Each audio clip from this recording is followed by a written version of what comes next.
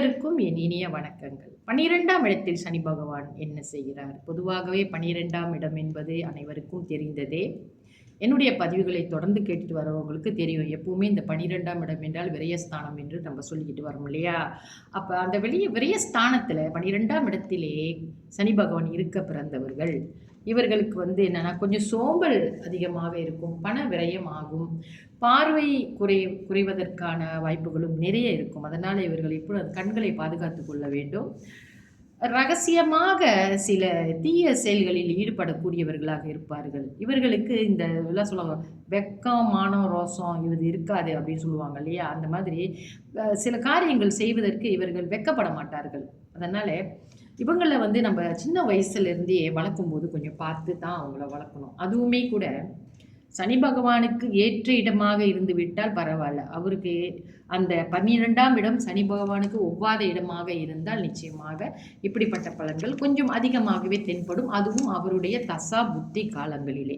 அப்போ இந்த ஜாதகம் பார்க்குறவங்களுக்கு தெரியும் இல்லையா? அவங்க வீட்டில் உள்ளவங்களுக்கு, குழந்தைகளுக்கு இந்த மாதிரி இருக்குன்னா, ஆரம்பத்தில் இருந்தே அவங்கள எப்படி நம்ம வளர்க்கணும், அவங்கள கொஞ்சம் ஸ்பெஷலாக கவனிக்கணும், அந்த சோம்பல் தட்டாமல் இருக்கணும். இதெல்லாம் நம்மளோட ஆட்டிட்யூட் பிள்ளைங்களுக்கு சொல்லி வளர்க்குறது ரொம்ப முக்கியம். என்னத்தான் ஜாதகம் நம்மளுக்கு விதி வசத்தால் நம்ம ஜாதகம் இப்படி அமைஞ்சிருக்கு அப்படின்னு சொன்னாலுமே, நம்மளுக்கு இறைவன் அறிவு என்ற ஒரு பெரிய பொக்கிஷத்தை கொடுத்திருக்கிறார்கள் அல்லவா? இதையும் நம்ம பாவிச்சு நம்ம நல்லபடியாக இந்த ஜாதகத்தின் மற்ற கிரகங்களின் உதவியின் மூலியமாகவே நம்ம சிறப்பான வாழ்க்கை வாழ முடியும்.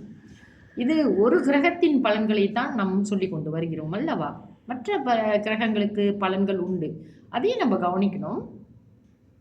இன்னொன்று என்னன்னா, இவர்களுக்கு இந்த 12ஆம் இடத்துல சனி இருக்க பிறந்தவர்களுக்கு புத்திர பாக்கியம் கொஞ்சம் குறைவாக இருக்கும். அவங்களுடைய வயதான காலத்தில் கொஞ்சம் கஷ்டப்படுவாங்க. குடும்பத்தினரை விட்டு கொஞ்சம் பிரிந்து இருக்கக்கூடிய விஷயங்கள்லாம் ஏற்படும். அதனால் இந்த வயதான காலத்தில் உங்களுக்கு இந்த தசா வருகிறது என்றால், கொஞ்சம் நம்ம கவனமாகவும் ரொம்ப பேசாமல் நம்ம இருக்கிற இடத்துல அமைதியாக அடக்கமாக இருந்துக்கிட்டாக்கா இந்த கஷ்டம்லாம் நம்மளுக்கு வராமல் நம்ம பார்த்துக்கலாம். மன வாழ்க்கை, அதாவது திருமண வாழ்க்கை என்பது கொஞ்சம் மகிழ்ச்சி இல்லாமலே இருக்கும்.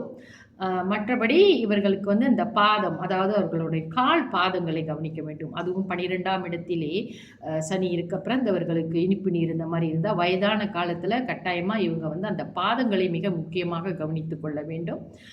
கண் பாதிப்பு, கண்களையும் மிகவும் கவனமுடன் கவனித்துக் கொள்ள வேண்டும். இதெல்லாம் நம்ம அறிவு மூலியமாகவே நமக்கு நன்மை செய்து கொள்ள முடியும் என்பதை, விதியை மதியால் வெல்ல முடியும் என்பதை நம்ம அறிவை கொண்டுதான் வெல்ல முடியும். ஆண்டவனுடைய அருளும் நமக்கு வேண்டும். முன்னோர்களின் ஆசீர்வாதமும் நமக்கு வேண்டும். தொடர்ந்து என்னுடன் இணைந்திருங்கள் என் பதிவுகளுடன். நன்றி, வணக்கம்.